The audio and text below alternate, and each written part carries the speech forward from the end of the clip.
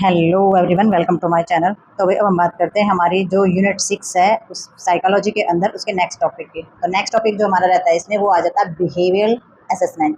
तो behavioural assessment के अंदर हमारी कौन सी चीज़ें आ जाती हैं कि भाई जो हमारा बिहेवियर होता है यानी कि जो हमारा व्यवहार होता है उसका असेसमेंट कैसे होता है, उसके असेसमेंट के अंदर कौन कौन सी चीज़ें आती हैं। तो ये जो असेसमेंट होता है, ये जो मूल्यांकन होता है हमारा, ये सिर्फ हमारे व्यवहार में आने वाली चीज़ों से संबंधित होता है। तो किस तरीके से होता है वो इसके अंदर हम देखेंगे। Objective observation of a subject behaviour, it is a technique that fall in the category of behavioural assessment. तो इन्होंने बताया कि भाई कोई भी objective behaviour of a subject, तो इन्होंने बताया कि कोई भी जो इंसान है ना, कोई भी जो व्यक्ति है, तो उसका जो बिहेवियर होता है यानी कि जो उसका व्यवहार होता है वो ऑब्जेक्टिव ऑब्जेक्टिव यानी कि वस्तुनिष्ठ हम जिसको बोल देते हैं। तो हमारा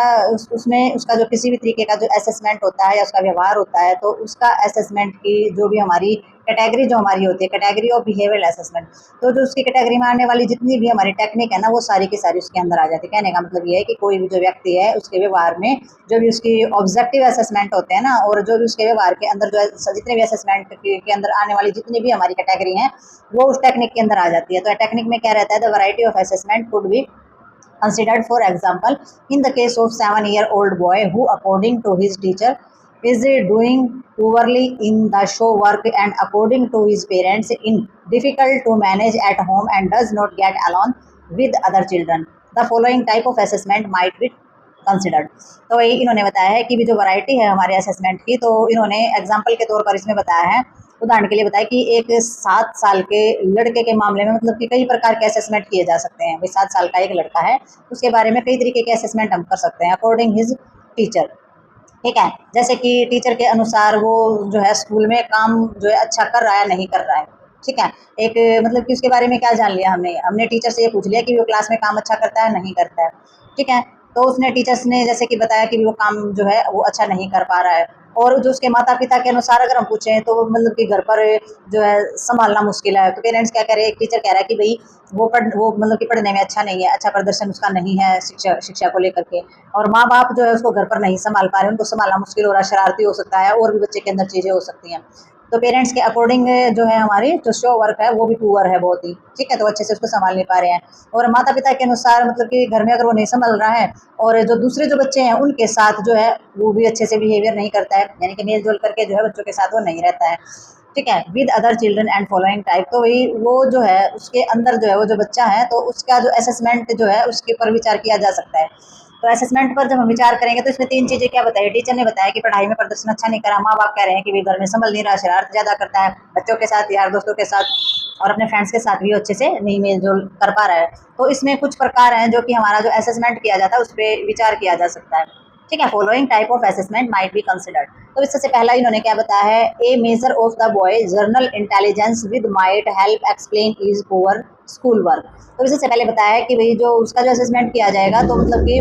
जो लड़का है उसके मतलब कि सामान्य जो इंटेलिजेंस है ना, जर्नल जो इंटेलिजेंस है यानी कि जर्नल यानी कि सामान्य तौर पर जो उसकी बौद्धिक क्षमता जो हमारी रहती है, तो उसका एक माप है जो कि उसकी खराब स्कूल की मतलब कि वो अच्छे तरीके से स्कूल में पढ़ नहीं रहा है तो उसको समझाने के लिए सहायक हो सकती है। यानी कि अगर वो पढ़ के कुछ नहीं है या वो अच्छा प्रदर्शन नहीं है तो इससे क्या पता चलेगा कि भी उसका जनरल इंटेलिजेंट जो है उसका माप का पता चल जाता है, भाई ये इंटेलिजेंट नहीं है, ये पढ़ नहीं पाता है, इसका इंटरेस्ट नहीं है।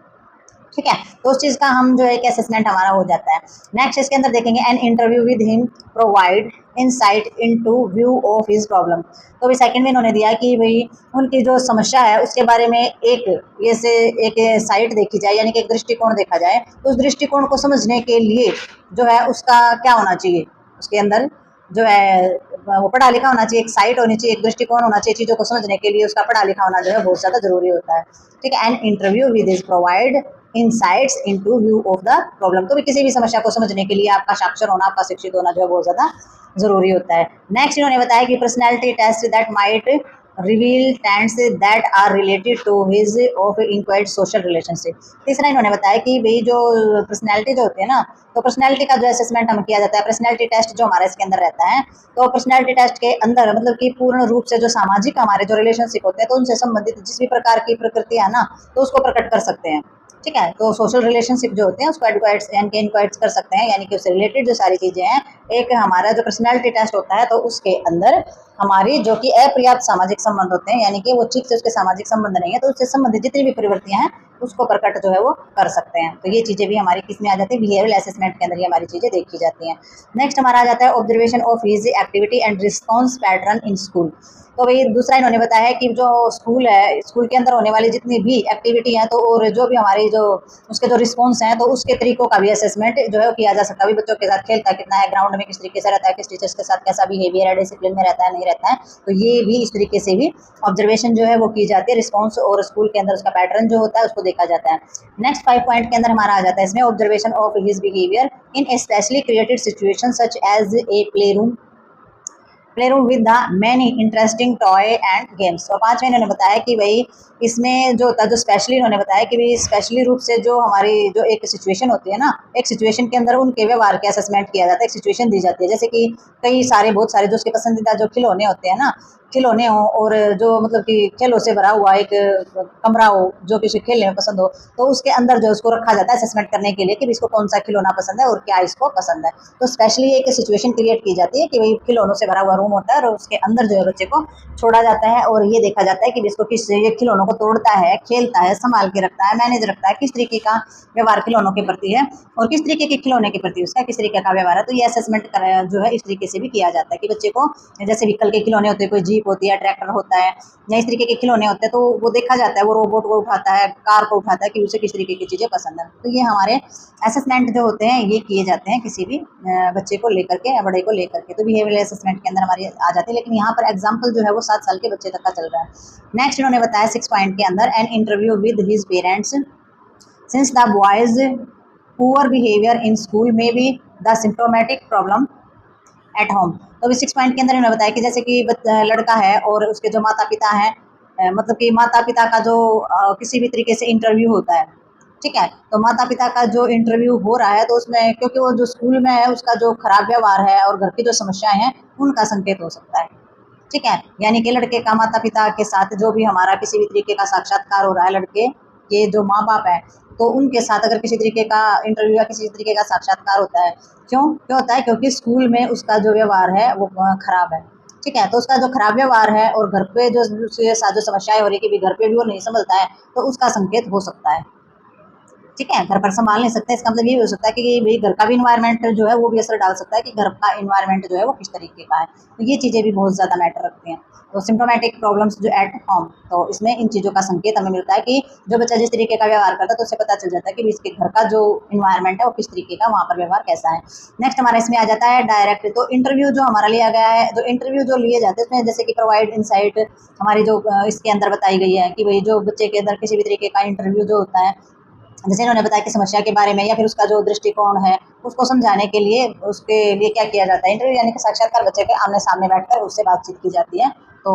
उससे भी बच्चे का असेसमेंट किया जाता है, उससे सवाल पूछ करके देखेंगे, उससे बातचीत करके देखेंगे तो उससे भी पता चल जाता है। तो इसी तरीके से जो इंटरव्यू जो होता है यानी कि जो साक्षात्कार होता है ना, साक्षात्कार से जो है सारी चीज़ें सामने खुल कर आ जाती हैं और आंखों के सामने देखने को मिलती हैं। और जो है कुछ चीज़ें ऐसी होती है जो बोल करने बॉडी लैंग्वेज से ही समझी जा सकती हैं। तो इसलिए जो इंटरव्यू होता है, जो साक्षात्कार होता है, वो ज़्यादा हमें जो बिहेवियरल असेसमेंट करने में बहुत ज़्यादा हेल्प करता है। नेक्स्ट इसके अंदर आ जाता है direct observation of his behaviour eight home. तो भी जो घर है तो घर पर उसका जो व्यवहार है तो उसका जो है अच्छे तरीके से ये करना चाहिए, ऑब्जर्वेशन करनी चाहिए। तो डायरेक्ट ऑब्जर्वेशन आप क्या करोगे, आप उसके घर जाओगे और देखोगे कि वो किस तरीके का बिहेवियर उसका चल रहा है, किस तरीके का व्यवहार वो कर रहा है। तो ये डायरेक्ट ऑब्जर्वेशन होती है कि घर पे बच्चा रहता है वहाँ पे खुल के रहता है, वहाँ पर कोई डिसिप्लिन उसके ऊपर नहीं होता है, तो वहीं उसका व्यवहार पता चलता है। छोटी छोटी बातों पर नाराज हो रहा है, रो रहा है, जिद लगा रहा है, अपनी मनमानी कर रहा है, तो इस तरीके के जो व्यवहार होते हैं वो घर पर ही बच्चे का पता चलता है। बाहर तो वो टीचर से भी डर सकता है या फिर डिसिप्लिन में रह सकता है, असली जो उसका व्यवहार है वो उसका घर पर पता चलता है। नेक्स्ट उन्होंने बताया मेकिंग ऑल दिस असेसमेंट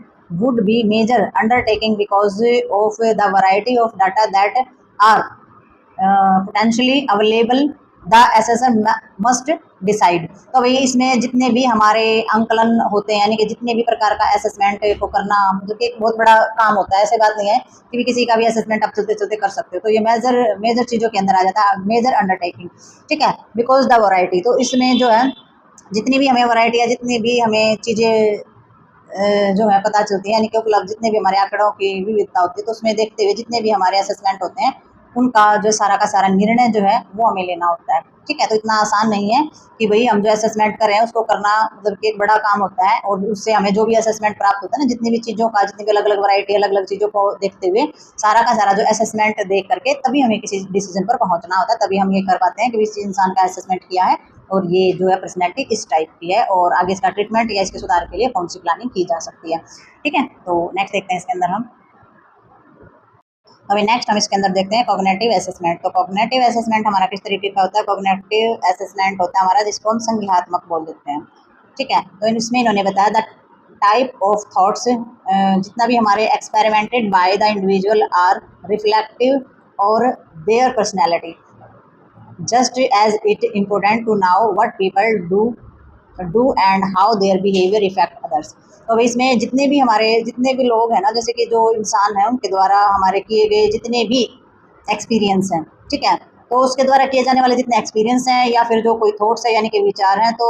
विचारों के जितने भी हमारे प्रकार हैं, तो उसका जो व्यक्तित्व होता है ना, यानी कि उसकी जो पर्सनैलिटी होता है वो दर्शाता है, यानी कि उसके अपने अनुभव हैं और अपने विचार है, जिस तरीके की वो बातें करेगा तो हमें क्या पता लगेगा, हम उसकी पर्सनैलिटी को जज कर लें कितनी अच्छी पर्सनैलिटी है, कितना पॉजिटिव इंसान है, कितनी समझदारी की बातें कर रहा है, क्योंकि उसके पिछले एक्सपीरियंस में। और कोई पागलों जैसी बातें करता है, दूरी बातें करता है, झगड़े की बातें करता है, उल्टी बातें करता है या सिचुएशन को खराब करने की बातें करता है, तो उससे भी हमें उसके एक्सपीरियंस और उसके थॉट्स जो होते हैं उसकी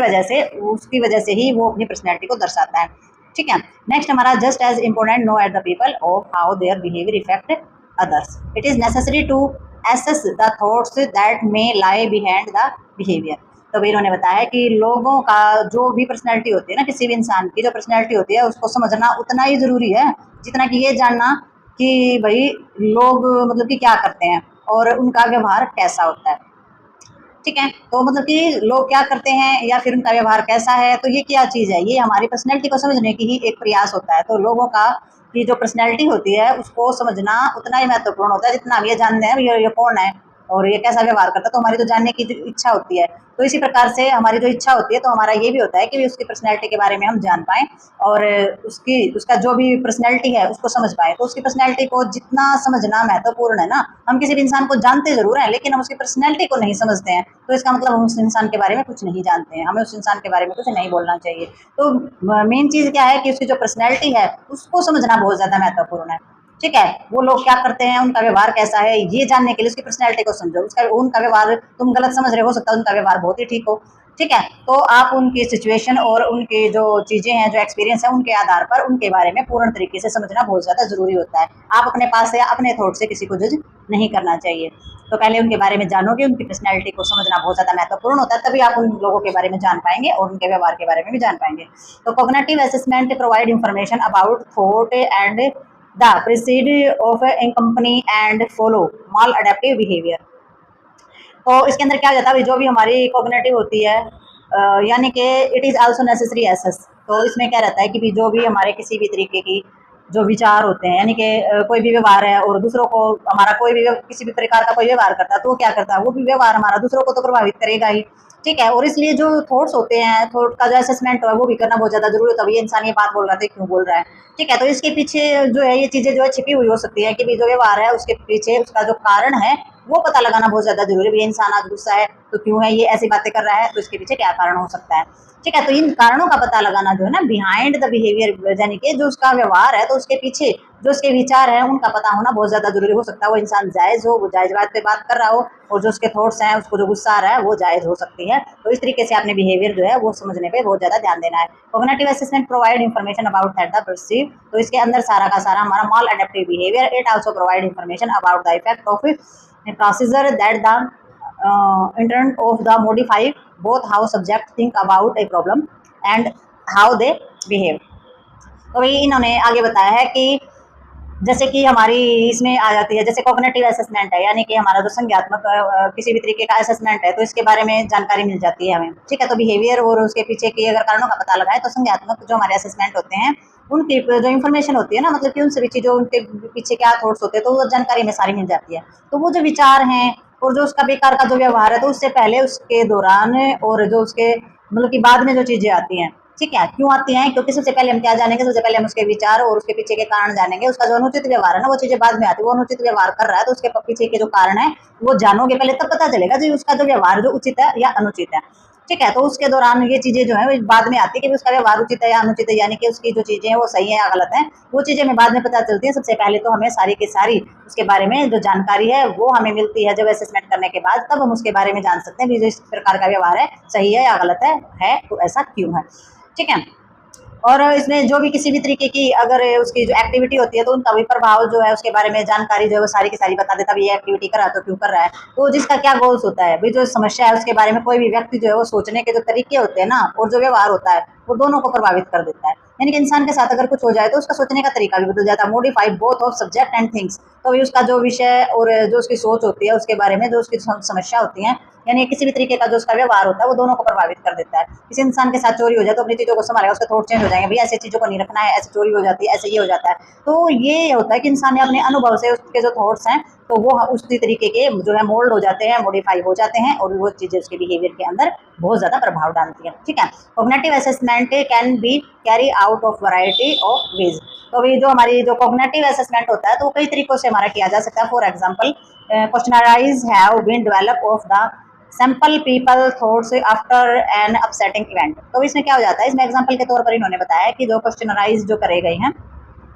यानी कि हम जो सवाल करते हैं ना किसी से भी, उदाहरण के तौर पे इन्होंने बताया कि किसी भी प्रकार की कोई दुर्घटना हो जाए, ठीक है, तो मतलब दुर्घटना होने के बाद हम क्या करेंगे, दुर्घटना होने के बाद जो लोगों के जो विचार है वो पता लगाने के लिए क्या किया जाता है, एक प्रश्नावली उत्पन्न की जाती है। प्रश्नावली यानी कि क्वेश्चनराइज किए जाते हैं, भाई कैसे हुआ, किस टाइम हुआ, कौन सी जगह थी, ठीक है, किसकी वजह से हुआ। तो ये जो विचार होते हैं सबके मन में, आपको ये कह दे उसको चोट लगी तो हमारे मन में 70 क्वेश्चन अराइज होगी, कैसे लगी, बाइक पे था, गाड़ी में था, कितनी लगी, एडमिट है, घर पे है। तो ये जो क्वेश्चन होते हैं ये बहुत सारे हमारे दिमाग के अंदर आते हैं। तो ये जो होते हैं ये विचार आने संभव होते हैं और ये सभी के साथ होता है। तो ये जो है क्वेश्चन अराइज जो है वो चीजें हमारी अराइज होती हैं। और जो है परेशान करने वाली जो हमारी जो घटना होती है, किसी भी प्रकार का जो इंसिडेंस हो जाता है, जो परेशान करने वाली जो हमारी चीजें रहती हैं, तो इसके अंदर जो हमारे जो ज्यादा से ज्यादा जो साइन या सिम्टम मिलते हैं वो देने के लिए हमारी जो विपर हम जिसको बोल देते हैं ना, यानी कि विपर या फिर इलेक्ट्रॉनिज जो हमारा प्रेज होता है, पेजर जिसको बोल देते हैं, इलेक्ट्रॉनिक जो पेजर होते हैं ना जिसको हम विपर बोलते हैं, तो उसका उपयोग किया जाता है। भाई क्वेश्चनराइज जो होते हैं तो इस ये जो मेथड होता है, ये जो चीजें होती है, इनका उपयोग किया जाता है इन सभी चीजों को पता लगाने के लिए। Have been used of the single subject record that the thought at certain time of the day there are also questionnaires and the assess of direction people give themselves will working on task and their theories about why thinking happen as they do। तो वही इनका कहने का मतलब है कि जो विपर और जो हमारी इलेक्ट्रॉनिक पेजर जो है उसका इस्तेमाल किया जाता है। और जो है दिन में कुछ मतलब कि पर्टिकुलर जो समय आने पर जितने भी हमारे थॉट्स होते हैं, जो भी रिकॉर्ड करने के लिए सारे के सारे जो सब्जेक्ट होते हैं वो उसके अंदर दिए गए होते हैं। ठीक है। ये जो मेथड है ये सारे के सारे जो हमारे थॉट्स होते हैं ना, जिस भी तरीके के थॉट्स आते हैं किसी भी प्रॉब्लम्स के होने पर, तो वो सारा का सारा जो रिकॉर्ड करने के लिए उसके अंदर सारे सब्जेक्ट दिए गए। तो उसके अलावा क्वेश्चन भी उसके अंदर दिए जाते हैं कि लोगों के द्वारा वही काम करते समय खुद को दिए जाने वाली जो हमारी किसी भी तरीके की जो डायरेक्शन होती है तो उसका असेसमेंट करने के लिए भी बहुत सारी क्वेश्चन की चीजें होती हैं भाई। ठीक है। तो उसकी जो तैयारी है वो की जाती है कि भाई इंसान जो अपने आप से भी क्वेश्चन पूछता है, मैंने सही किया है या मैंने गलत किया है, तो इस तरीके की चीजें इसके अंदर आ जाती है। दूसरों से भी क्वेश्चनराइज किए जाते हैं और अपने बारे में भी जो डायरेक्शंस होती हैं उनका असेसमेंट जो है वो क्वेश्चनराइज करके किया जाता है। तो ये जो काम है ना, ये जो काम है या फिर इसके जितने भी हमारे क्या प्रिंसिपल हैं, तो उसकी जो चीजें हैं वैसे क्यों होती हैं जैसे वे होती हैं। ठीक है। तो इस तरीके की चीजें ये हो रहा है तो क्यों हो रहा है, ऐसा हो रहा है तो क्यों हो रहा है। ठीक है। तो इस तरीके के जो हमारे जो क्वेश्चन अराइज होते हैं ये एक काम को लेकर या फिर उसकी जिस भी प्रकार के हमारे कोई भी जो थ्योरी है, ठीक है, यानी कि कोई भी हमारा काम है या फिर जो हमारे उसको थिंकिंग को लेकर के जो चीजें होती हैं हैपन एज दे डू, तो ये चीजें जो है वैसे क्यों होती हैं और जैसे वे होती हैं। ठीक है। तो मतलब कि एक क्वेश्चन अराइज करने के बाद ऐसा क्यों हुआ, मेरे साथ ही ऐसा क्यों होता है, अभी ये भी अभी होना था। तो इस तरीके के जो क्वेश्चन होते हैं ना ये हमारे माइंड में आते हैं जब किसी भी प्रकार के इस तरीके की घटना जो होती है, जब हमें किसी भी चीज़ से परेशानी होती है, तो इस तरीके के सवाल जो होते हैं वो हमारे रहते हैं इसमें। नेक्स्ट ये बोल रहे हैं कि with the assessment of thought and ideas it is relatively new development, it has received impetus from the growing evidence that thought process and a content of thoughts are related to emotions and behavior. Cognitive assessment provide information about adaptive and maladaptive aspect of people thought and the role their thought play in the process of planning, making, discussion and the interpreting relative reality। ठीक है। तो इसके अंदर इन्होंने बताया कि जो assessment होता है थॉट्स का, यानी कि जो विचार और जो विचारों की जो किसी भी प्रकार के जो हमारे थॉट्स होते हैं या फिर जो हमारा असेसमेंट होता है, तो उसका किसी भी तरीके से जो मूल्यांकन किया जाता है ना, तो वो एक मतलब कि एक न्यू रिलेटिवली न्यू डेवलपमेंट होता है। यानी कि किसी भी तरीके का हम असेसमेंट करेंगे तो हमें नई नई चीजें पता चलेंगी, नए नए विचार और आइडियाज हमारे दिमाग में आएंगे, तो उसके रिलेटिवली क्या हो जाएगा, न्यू डेवलपमेंट हो जाएगा, यानी कि नई नई चीजें विकसित होंगी हमारी। इट हैज रिसीव्ड, तो भाई जो भी हमारे किसी भी तरीके की जो नई चीजें बढ़ती हैं, तो इस बात के बढ़ते हुए जितने भी हमारे प्रमाण जो होते हैं ना, तो उनसे इसे क्या होता है, बल मिलता है। यानी कि कोई भी चीज़ हम नहीं जानते हैं उस चीज़ के बारे में, तो वो चीज़ जो है और भी स्ट्रॉन्ग होती है, वो ग्रो भी करती है, क्योंकि एविडेंस मिल गए हैं हमारे पास, जो है सबूत है वो हो जाते हैं। और विचारों का जो हमारा रिस्पॉन्स होता है, और जो प्रोसेस होता है विचारों का, और किसी जो भी सब्जेक्टिव जो चीज़ें होती हैं, भावनाएं और जो व्यवहार है, उससे संबंधित हमारे होते हैं। यानी कि हमारी जो भावनाएं हैं और जो हमारा व्यवहार है, तो उससे संबंधित ये चीज़ें होती हैं कि भी कोई थॉट्स है, कोई आइडिया है, तो वो हमारे नए नए आते हैं, हम किस प्रकार से सोचते हैं, किस प्रकार से हम असेसमेंट कर रहे हैं, किस तरीके के में आइडिया आ रहे हैं, किस किस तरीके के नए विचार आ रहे हैं, तो ये हमारे इमोशंस पे डिपेंड करता है। हम गुस्से में हैं तो उस तरीके की चीजें सोचेंगे, अगर हम इमोशनल प्रेम से हैं तो उस तरीके से सोचेंगे, हम अगर हम प्रोफेशनल हैं, काम के तरीके से सोच रहे हैं, तो हमारा बिहेवियर उसी तरीके का हो जाएगा। तो कोग्निटिव असेसमेंट जो होते हैं, provide of the information about adapt and the maladaptive except by the people thought and the role this thought play in the process of planning, making, discussion and the interpreting relatively. तो वही इनमें कहने का मतलब ये है कि जो हमारी जो कॉग्निटिव असेसमेंट है लोगों के, मतलब कि किसी भी तरीके के थॉट्स को अपने तरीके से, यानी कि अनुकूल या प्रतिकूल, यानी कि हमारे तरीके से किसी के विचार है या फिर उसके हमारे से विपरीत विचार है, तो उनके जितनी भी हमारी जो चीजें है ना, तो उस पर क्या करते हैं, उसकी जो है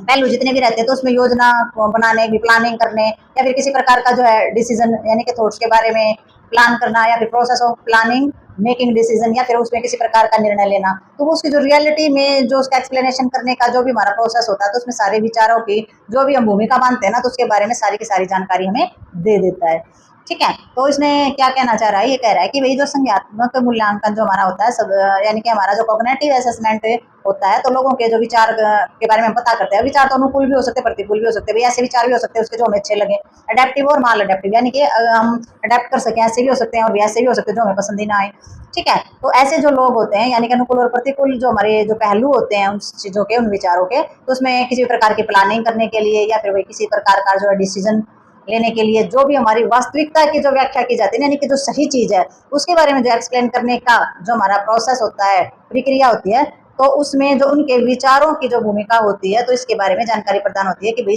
ये जो विचारों की जो भूमिका है, ये इसके विचार हैं, वो किस तरीके के हैं और इसके पीछे क्या कारण है। तो सारी की सारी जो चीज़ें होती हैं, निर्णय भी उसी आधार पर लिया जाता है, हमारी प्लानिंग भी उसी आधार पर बनाई जाती है, ताकि जो हमारा कॉग्निटिव जो असेसमेंट किया जाता है, उसी के हिसाब से किसी बच्चे के बारे में हम सोच रहे हैं, तो उस बच्चे के आधार पर हम वैसे रिजल्ट के बारे में सोचेंगे कि इसको ऐसा करना चाहिए, ये गेम खेल सकता है, इसमें क्षमता है, और कोई बच्चा ऐसा जो इंटरेस्ट ही नहीं ले रहा है। तो हमारे जो विचार होते हैं ना, जो रियलिटी जो हमारा एक्सप्लेनेशन होता है, जो प्रोसेस होता है, हमारे जो विचार होते हैं, उनकी भूमिका जो है वो इसी तरीके से बन जाती है, और वही हमें जानकारी प्रदान करती है आगे डिसीजन लेने के लिए और योजना बनाने के लिए। ठीक है। तो नेक्स्ट देखते हैं इसके अंदर। और वही इसमें हम देखेंगे बॉडीली असेसमेंट। तो बॉडीली असेसमेंट में हमारा क्या हो जाता है, भी शरीर को देखकर असेसमेंट करना, भी किसी की बॉडी अपीयरेंस को देख करके उसका असेसमेंट करना, उसके बारे में अंदाजा लगाना कि भाई इसका शरीर को, जैसे कि बॉडी लैंग्वेज भी जिसको बोल देते हैं, तो उससे देख करके किस तरीके से अंदाजा लगाया जाता है चीज़ों का, किस तरीके से आप असेसमेंट, उसमें कौन कौन से एफर्ट लगाएंगे असेसमेंट करने के लिए। तो इन्होंने बताया bodily response may reveal a person feelings and motivation and clinical pay particular attention to these of nonverbal message. तो इसके अंदर इन्होंने बताया कि जो शारीरिक जो भी हमारे जो रिस्पॉन्स होते हैं ना, तो किसी भी व्यक्ति की जो भी फीलिंग्स होती हैं, जो भी उसके मोटिवेशन होते हैं, उनको प्रकट कर सकती है। यानी कि किसी की जो बॉडी रिस्पॉन्स होते हैं, तो उसके अंदर जो भावनाएं चल रही है, भाई कोई रोता रोता घूम रहा है, मुंह बना के किसी ने रखा है, बर्तनों को इधर उधर पटक रहा है, तो उसमें उसकी सारी सारी चीजें पता चल जाती हैं। मोटिवेशन का भी पता चल जाता है कि हाँ भाई आप जल्दी उठा था, इसने सारा काम जल्दी किया, वो उसके लिए एक मोटिवेशन हो सकता है। सारा काम अपने आप करना, सफाई करना, कुछ भी चीजें अगर वो कर रहा है, तो उसके लिए मोटिवेशन और जो फीलिंग्स होती है ना, कि भावना और प्रेरणा को प्रकट करती है, उसका जो बॉडी की जिस भी तरीके का रिस्पॉन्स वो देता है। ठीक है। और जो हमारा किसी भी तरीके का जैसे क्लिनिकल होता है पर्टिकुलर अटेंशन, यानी कि हमारा क्लिनिकल यानी कि चिकित्सा के हिसाब से अगर हम देखें, तो इसमें अटेंशन नॉन वर्बल मैसेज, तो भी हमारे नॉन वर्बल होते हैं जो बोले मुख से जो नहीं बोले जाते, तो उन पर विशेष ध्यान देते हैं। यानी कि डॉक्टर तो क्या करेंगे, बॉडी लैंग्वेज जो पेशेंट जो होता है वो मुंह से बिल्कुल ना,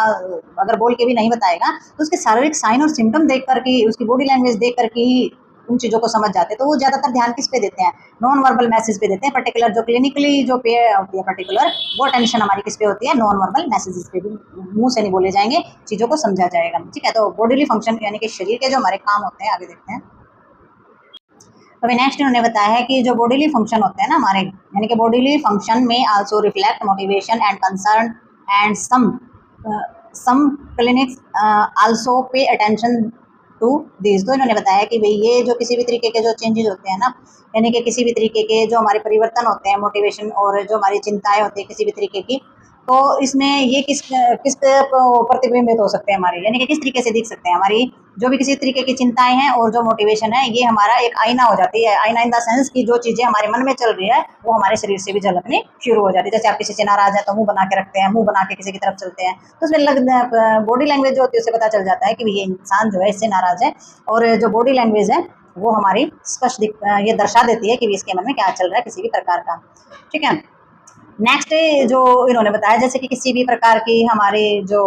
हो जाती है इसमें सोफिस्टिकेटेड जो हमारी चीज़ें रहती है, कि device has been the develop of measure in the psychologist, यानी कि फिजियोलॉजिकल जो भी हमारा रहता है, फिजियोलॉजिकल जो चेंजेस आएंगे, प्यूपिल डायलेशन हो जाएगा, ब्लड प्रेशर बढ़ जाएगा, इलेक्ट्रिक स्किन रिस्पॉन्स हो जाएगा, अंडर स्पेसिफिक कंडीशन हमारी हो जाती है। यानी कि हमारी जो भी सोफिस्टिकेटेड जो हमारी डिवाइस होती है, यानी कि विशिष्ट जो हमारी परिस्थितियाँ किसी प्रकार की हो जाती हैं, तो उसमें क्या हो जाता है, जब हम गुस्सा होते हैं तो आंखों की जो पुतली होती है वो हमारी फैल जाती है, गुस्से में होंगे तो ब्लड प्रेशर हमारा बढ़ जाता है। ठीक है, तो ये फिजियोलॉजिकल चेंजेस के अंदर हमारी आती है। फिजियोलॉजिकल यानी कि हमारे शरीर में दिखने वाली चीज़ें, कि भाई आंखों को हम खोल के, आंखों को बिल्कुल जो प्यूपिल्स एरिया होता है वो डायलेट आपका हो जाएगा, ब्लड प्रेशर आपका बढ़ जाएगा, इलेक्ट्रिक स्किन रिस्पॉन्स भी आपका आना स्टार्ट हो जाता है, यानी कि स्किन के अंदर भी विद्युत, यानी कि आप बहुत ज़्यादा डर जाते हैं, बहुत ज़्यादा खुश हो जाते हैं तो गूज़बम्प वगैरह आ जाते हैं, तो स्किन पे भी रिएक्शन ये चीज़ें हमारी दिखाती है, डर के हमारे भी ऐसी चीज़ें हो जाती हैं। ठीक है, और वही इसमें जो भी जिस भी तरीके के जो चेंजेस होते हैं रिलेटेड ऑफ द ऑडिटेटिंग्स of mood and the other,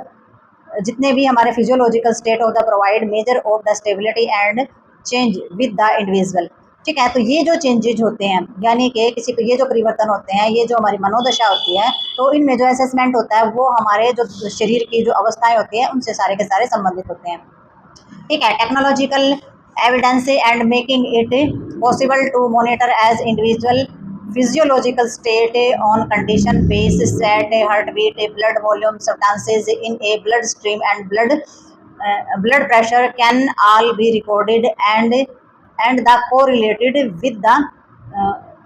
the presence of absence in the certain physiological condition such a stress। तो फिजियो नहीं, यहाँ पे साइकोलॉजिकल आ जाएगा।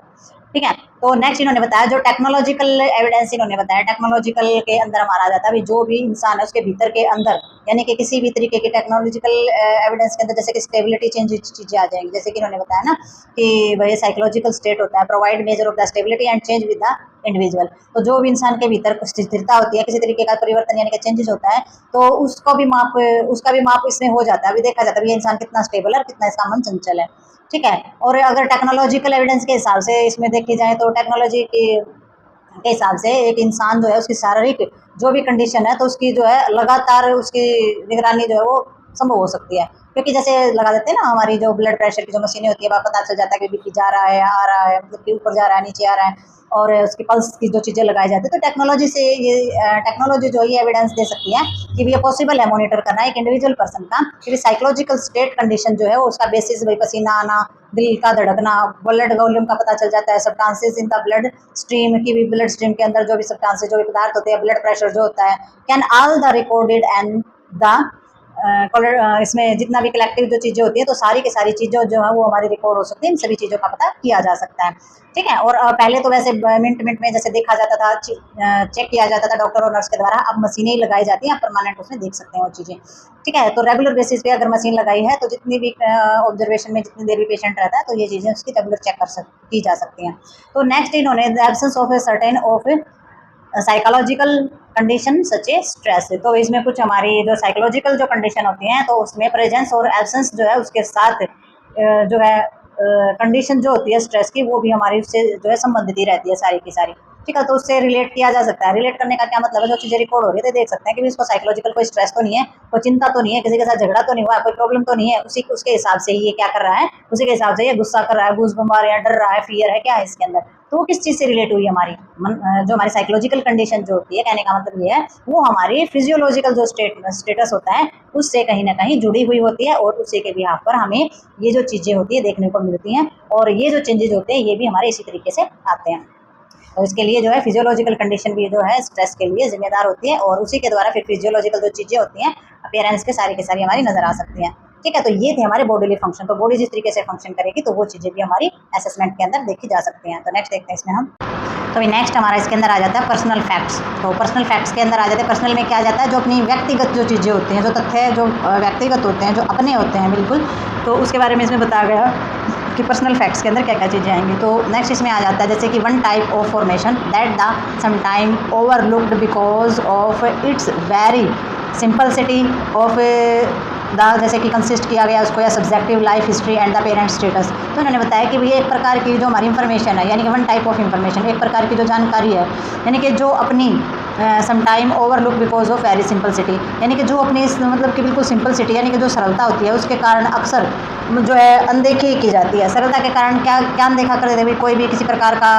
मिसबिहेव कर रहा है या फिर किसी प्रकार का डिसिप्लिन जो चीज़ें नहीं कर रहा है, तो इस तरीके से वो हमारी अपनी सरलता होती है कि उसके कारण हम क्या कर देते हैं, उस चीज़ को अनदेखा कर देते हैं, कोई बात नहीं करने दो, कोई बात नहीं, तो वो हम चीज़ें ऐसे कर सकते हैं। तो इसमें simplicity consist object life history of present status, तो हम उसको अनदेखी जो है वो की जाती है, और जो व्यक्ति का जो जीवन है ना वो हमारी क्या बताया, हिस्ट्री एंड प्रेजेंट स्टेटस। तो व्यक्ति का जो जीवन है वो भी इतिहास है, और जो हमारी प्रेजेंट जो सिचुएशन है, प्रेजेंट की जो स्थिति है, तो उसके अंदर हमारे जो बिहेवियर होता है, जो हमारा पर्सनल जो ओपिनियन होता है, तो उसके कारण इस एक प्रकार की जो जानकारी हमारी होती है वो बड़ी ही सरलता के कारण हम अनदेखी कर सकते हैं। तो ये हमारे हिस्टोरिक में आ गई, यानी कि हिस्ट्री और प्रेजेंट स्टेटस के अंदर हमारी आ जाती है सब्जेक्ट के अंदर। तो much of this information may be the gathered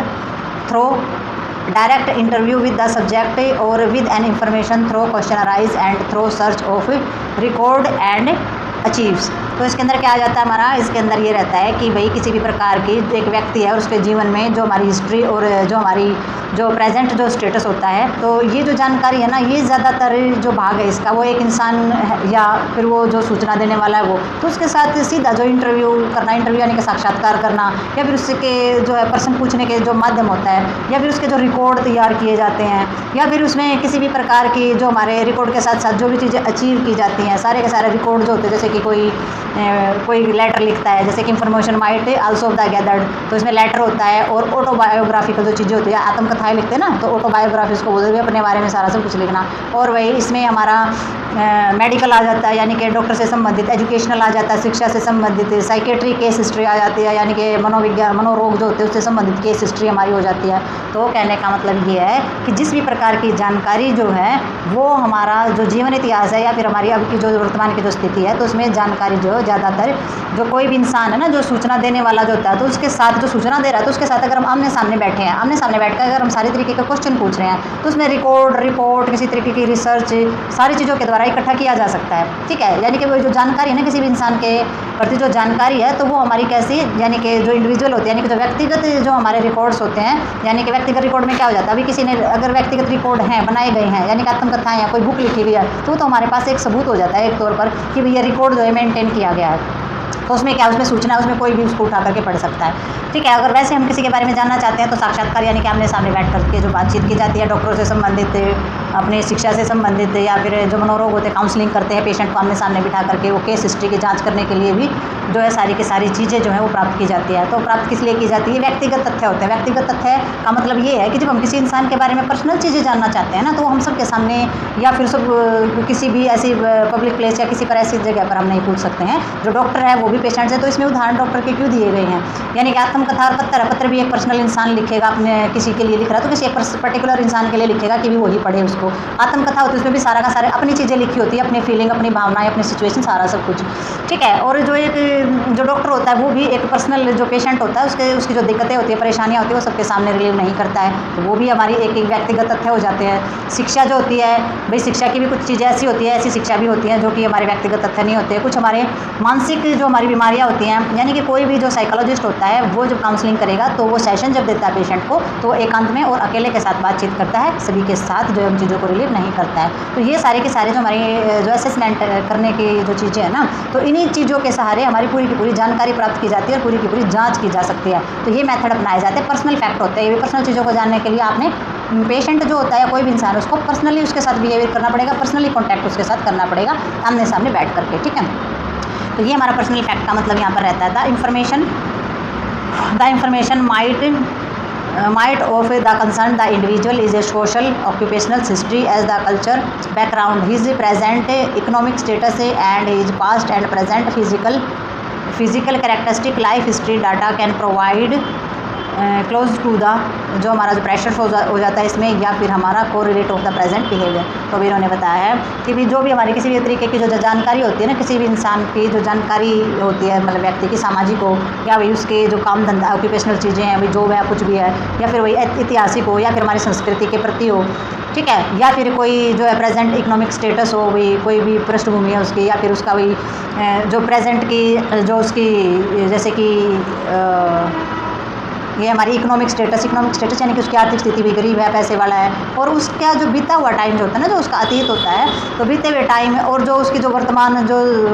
जिस भी प्रकार के शारीरिक जो सिम्टम दिखाई दे रहे हैं तो उससे संबंधित हो सकती है। क्यों हो सकती है? क्योंकि अगर इंसान देखो पैसे वाला है, ऑक्यूपेशनल हिस्ट्री भी कि काम किस तरीके का करता है उसी तरीके के वो कपड़े भी पहनेगा, ठीक है। अगर वो ज़्यादा पैसे वाला है, वो बिजनेसमैन है, तो गाड़ियाँ में चलना या फिर ज़्यादा महंगे कपड़े पहनना, या फिर जो इंसान ऐसा है जो मजदूरी करता है तो उसके कपड़े पहनने का स्टैंडर्ड अलग से मिलेगा। तो ये सारी की सारी चीज़ें क्या है कि वर्तमान में उसने कैसा जीवन जिया, उसी तरीके के लक्षण जो हैं उससे संबंधित जो है वो हो सकते हैं। तो एक आइडिया लगा जाता है, असेसमेंट करते हैं तो हम इन चीज़ों को देख के पर्सनैलिटी को ये समझ जाते हैं कि हाँ भाई ये इंसान किस तरीके से किन चीज़ों से जो है बिलोंग करता है। तो इसमें जो हमारी चीज़ें होती हैं जैसे कि हमारा life history data can provide official, तो इसमें हमारा जो जीवन का जो इतिहास है उसके जो आंकड़े हैं वो हमारा जो अब का जो व्यवहार है ना, तो उसमें पूर्ववर्ती और जो सह संबंधी जितने भी हमारे फैक्टर होते हैं तो उसके बारे में जो है कोई ना कोई क्लू दे देते हैं। तो क्लू का मतलब हो जाता है कोई ना कोई सुराग दे देते हैं, ठीक है। तो मतलब कोई भी हमारे किसी भी तरीके का हम असेसमेंट करते हैं, सूची बनाते हैं, ये चीज़ है, ये चीज़ इससे जुड़ी हुई, ये चीज़ इससे जुड़ी, तो हम ये आइडिया लगा लेते हैं हाँ मुझे पहले ही शक था कि ये इंसान चोर हो सकता है, उसके चलने से, उसके डरने से, उसके छुपने से, या मैंने जब बोला तो वो ऐसे ही जगह, मतलब कि बहुत सारे सिम्टम हम असेसमेंट में ऐसे देख लेते हैं कि जब हम पूछ रहे हैं, टक टक के पूछ रहा है या फिर वो बातों को बदल के बोल रहा है, स्टेटमेंट चेंज कर रहा है, तो इस तरीके की जो चीज़ें होती हैं इंटरव्यू के प्रति, तो उसमें ये क्लू मिल जाता है, ये एक सुराग दे देता है कि हाँ यह गलती उससे हुई है या फिर नहीं हुई है, ठीक है। तो ये जो टॉपिक था ये था हमारा असेसमेंट को लेकर के, जिसमें कॉग्निटिव असेसमेंट या बॉडीली असेसमेंट जो हमारे शामिल होते हैं, जिसे कि देख करके किसी भी इंसान की पर्सनैलिटी को पहचानना या असेसमेंट करके उसके बारे में जानना बहुत ही आसान हो जाता है। और ये हमारे पर्सनल फैक्ट इसके अंदर हैं। पर्सनल जानकारी के लिए, पर्सनल असेसमेंट के लिए पर्सनल फैक्ट जो होते हैं बहुत ही ज़्यादा इंपॉर्टेंट होते हैं। तो ये जो हमारा टॉपिक है ये यहीं पर होता है खत्म। तो मिलते हैं नेक्स्ट टॉपिक और नेक्स्ट वीडियो के साथ, तब तक के लिए like share subscribe and comments ज़रूर करें।